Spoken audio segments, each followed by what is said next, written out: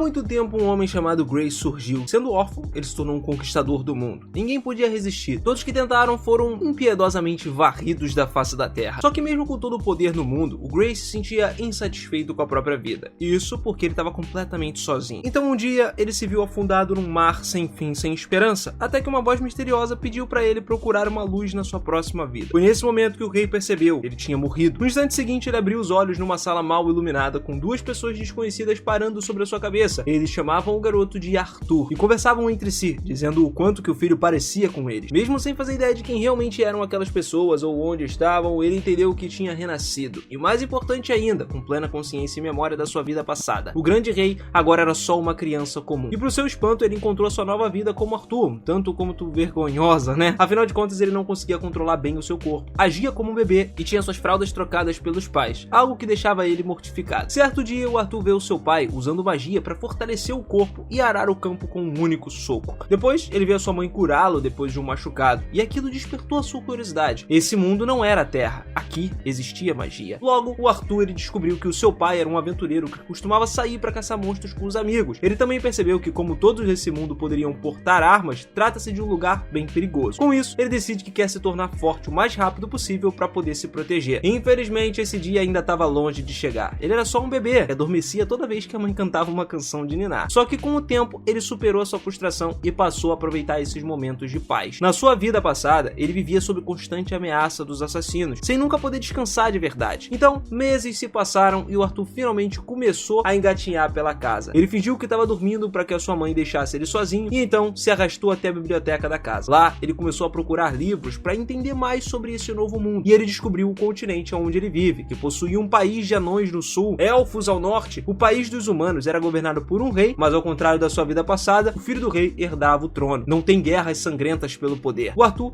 encontra outro livro sobre magia e percebe que é a razão pela qual o mundo é tão atrasado na ciência e tecnologia. Apenas cerca de 1% da população pode usar magia, e a capacidade mágica de alguém costuma ser herdada dos pais. O livro começa a explicar que existem dois principais tipos de usuários de magia. Os primeiros são os aumentadores, que usam a mana para fortalecer o seu corpo e lutar como guerreiros, e os segundos são do tipo magos, que projetam a mana para fora do corpo como os feiticeiros. O Arthur percebe que o seu pai é um aumentador, mas suspeita que a sua mãe seja uma maga, especialmente por causa dos seus poderes de cura. Ele decide então deixar de lado essas reflexões por enquanto e continuar lendo sobre como se tornar um usuário de magia. O livro diz que para usar magia é preciso formar um núcleo mágico, um mana core, né? Concentrando uma mana num único lugar, num único ponto dentro do seu corpo. A maioria das pessoas só consegue fazer isso durante a puberdade, e ainda assim leva anos para formar um núcleo forte utilizável. O Arthur, no entanto, já conhecia um conceito semelhante da vida anterior. Ele era capaz de manipular a energia interna do seu corpo chamada Kai, e formar um núcleo de Kai era como construir uma fundação para sua mansão. Com esse conhecimento, o Arthur começou a concentrar sua mana dentro do corpo, esperando dar o primeiro passo para se tornar o forte, mais brabo desse mundo. Só que, justo quando ele estava prestes a formar o seu núcleo mágico, sua mãe encontra e leva ele de volta para a cama.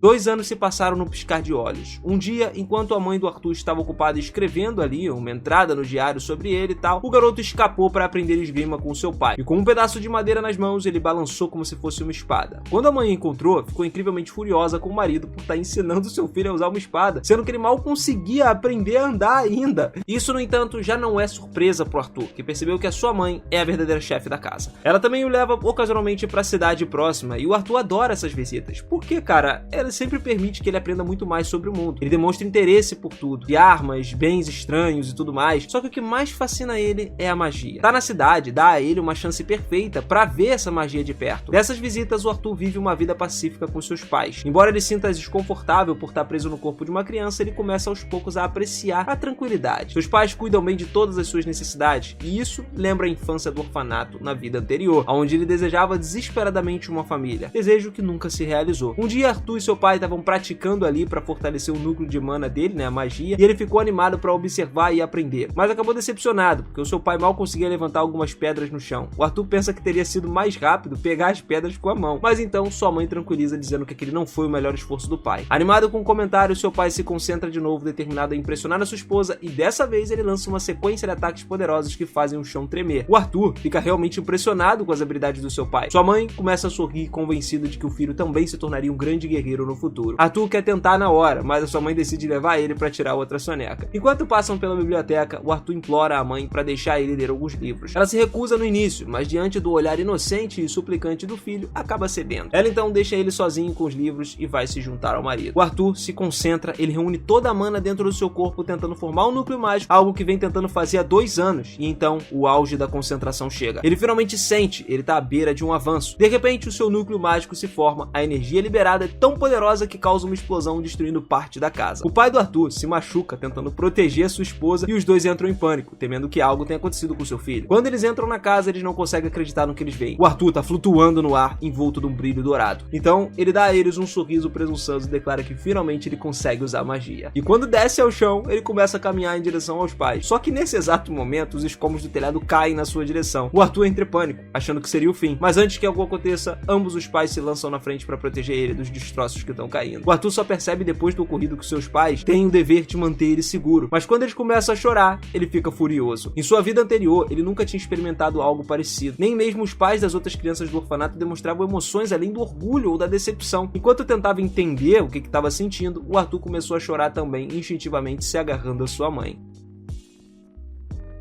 Alguns anos se passaram desde então, e o Arthur agora é um menino que tá começando a aprender habilidades de combate com o seu pai. Ele então tá cara a cara no jardim, onde o Reynold tenta entregar ao Arthur suas preciosas luvas de combate. Só que o Arthur se recusa, sabendo que ainda não tem força suficiente para usar elas. Em vez disso, ele pega uma espada de madeira, seu pai faz o mesmo, e o Arthur imediatamente parte pro ataque, tentando acertar 3 golpes consecutivos. Mas o Reynold é muito mais forte e bloqueia facilmente todos eles. O Arthur percebe que seu pai ele tá usando magia para reforçar a sua espada, o seu bastão ali. Então ele decide fazer o mesmo, canalizando a sua mana para dentro da espada de madeira. Depois, ele corre na direção do pai mais uma vez e, para sua surpresa, Reynold, o golpe do Arthur bate no bastão e corta ele ao meio. Meu irmão, nessa hora o Arthur sorri, declarando que a sua madeira é melhor do que a do seu pai. E o Reynold, por outro lado, diz que a resistência é mais importante. Ainda assim, percebe claramente que seu filho é um prodígio. Diante disso, ele toma uma decisão difícil: conversar com a sua esposa sobre enviar Arthur para estudar um verdadeiro tutor fora da cidade. Alice, que era a mãe, é completamente contra isso. Ela não quer que o seu doce filho seja arrancado de perto dela, especialmente porque ele ainda tem apenas 4 anos. E o Reynold argumenta que, se com apenas 4 anos o Arthur já é capaz de quebrar uma arma dele, a espada de madeira, ele precisa ser treinado como um guerreiro de verdade. Antes que chegue em uma decisão, o Arthur sugere de forma bem direta que todos deveriam ir juntos. Mesmo que pareça uma ideia meio boba, os dois pais concordam imediatamente, provavelmente porque a crise imobiliária não afetou esse mundo aí, tá? Alguns dias depois, Alice e Reynold então se preparam para viajar com o Arthur. Ele se reúne com antigos membros do grupo de aventureiro do casal, né? E o Arthur se apresenta a todos. O grupo dos pais era composto por Adam, o líder, Angela, a gigante mulher Jubarte, Dur, que era um homem de aparência comum, Ellen, a arqueira, Jasmine, uma grota elfa demoníaca que parece desconfiar do Arthur por algum motivo desconhecido, e logo eles decidem partir. O Arthur descobre que esse mundo ainda usa meios de transporte bastante primitivos, bem diferente dos que ele usava no seu mundo anterior.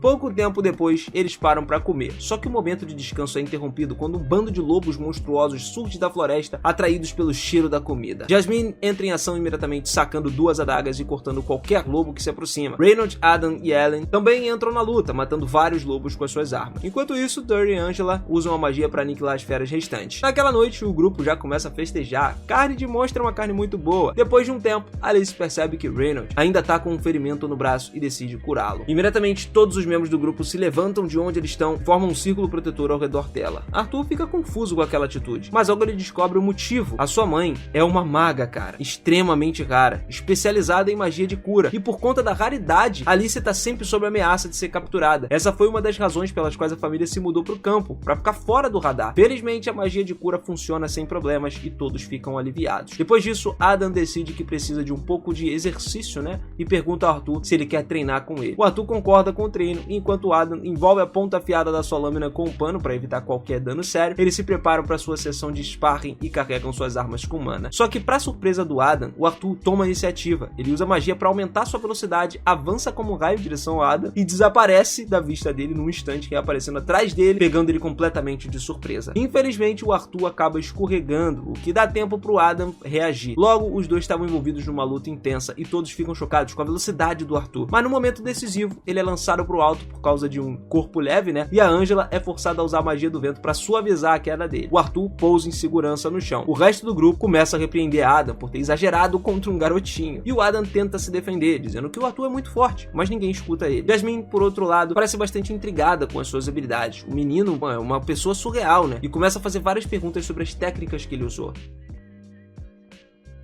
Os dias seguintes vão se passando muito rápido. Arthur treina, come, dorme, treina ainda mais, aprendendo um pouco sobre quase todos os membros do grupo ali. E ele aprende técnicas de lança com Adam, flexões e disciplina com Reynolds, arco e flecha com Ellen, as corridas super rápidas com Jasmine. E parece estar gostando bastante, né, do grupo. O grupo também tá gostando do garoto. A Jasmine começa a bajular ele, convidando para uma festa divertida, oferecendo uma pequena espada untada no óleo de bebê, por algum motivo, algo estranho. Mas a mãe do Arthur não quer que ele chegue muito perto desse patamar, então logo chama ele de volta. Pouco depois, o grupo continua sua jornada nos carrinhos e de repente eles são forçados a parar por circunstâncias misteriosas. Sem aviso, uma chuva de flechas voa em direção a eles. O Arthur percebe imediatamente que eles estão sendo atacados por bandidos. Dur e Adam pulam na frente dos carrinhos para proteger os outros, enquanto o Angela usa sua magia de vento para desviar as flechas. O Arthur espreita por trás ali entre a proteção e ele está completamente cercado por todos os lados. O líder dos bandidos era um sujeito feio e cruel. Ele começa a ordenar que os seus capangas não machuquem Alice e Arthur. Eles valem muito no mercado negro. E o resto pode se livrar à vontade. Os bandidos gritam, concordam, pulam na zona de combate. O que acontece a seguir é um verdadeiro massacre. Para os bandidos, né, o Reynolds e seu grupo começam a eliminar eles com muita facilidade. O Arthur só observa, ele fica impressionado, porque sabe que individualmente seus aliados são muito mais fortes. Só que o problema começa a surgir quando os bandidos tentam usar a força bruta e o número excessivo para sobrecarregar eles. Exaustos pelas lutas constantes, o líder dos bandidos então parte para o combate direto contra o Reynolds. Durante esse embate aí, ele arremessa contra o carrinho onde Arthur tá, e o impacto destrói o veículo. Alice tenta correr para ajudar rapidamente o marido, mas Reynolds a impede, dizendo que ela não usa magia, não pode fazer isso, porque isso só ia piorar a situação. Em vez disso, ele se levanta com dificuldade e diz ao Arthur para levar sua mãe para o lugar seguro, enquanto ele lida com o líder dos bandidos. O Arthur, é claro, quer lutar. Ele afirma que, com confiança, que é forte o suficiente para lidar com os capangas, mas o seu pai grita com firmeza, dizendo que ele deve usar essa força para proteger a sua mãe, principalmente agora que ela carrega uma criança na barriga. O Arthur fica chocado e se pergunta quando que os dois arranjaram tempo para fazer esse tipo de coisa, botar mais uma criança no mundo. Mas ele engole a piada e corre com Alice sem hesitar. O líder dos bandidos tenta ir atrás deles, mas o Reynolds ataca ele novamente, forçando o cara a recuar. O Arthur continua correndo, só que logo seu caminho é bloqueado por vários inimigos. Felizmente, os membros do grupo são verdadeiros profissionais e eliminam todos os bandidos em um caminho um por um. O Arthur agradece pela ajuda e retoma ali pra corrida, levando sua mãe a toda velocidade. Só que de repente eles são emboscados por um mago que atacava eles com magia do vento. Sem pensar duas vezes, Arthur empurra sua mãe pra segurança e ele acaba sendo atingido pelo impacto do feitiço, que é lançado pelos ares em direção ao penhasco. Só que mesmo em queda, ele não desiste. Ele decide que não vai morrer à toa. E num último ato de coragem, ele lança sua faca amarrada numa corda, né, contra o mago, acertando ele e derrubando o mago também. Ao ver isso, Dur e Angela reagem imediatamente tentando usar magia para salvar o jovem Arthur. Enquanto isso, Alice grita o nome do seu filho com os olhos cheios de lágrimas. Mas em meio ao caos, o Arthur sente paz, como se ele tivesse finalmente conseguido algo. Ele se pergunta, é assim que se sente a felicidade de verdade? Então, lágrimas se formam nos olhos dele quando ele percebe algo devastador. Ele seria um ótimo irmão, mas agora sua vida está sendo arrancada dele. E assim, a gente finaliza os 2 primeiros episódios de The Beginning After the End. Eu espero que vocês tenham gostado. É uma história muito boa, pena que a animação tá deixando um pouco a desejar, mas eu posso trazer mais histórias e mais resumos aqui pra vocês dessa história magnífica, beleza?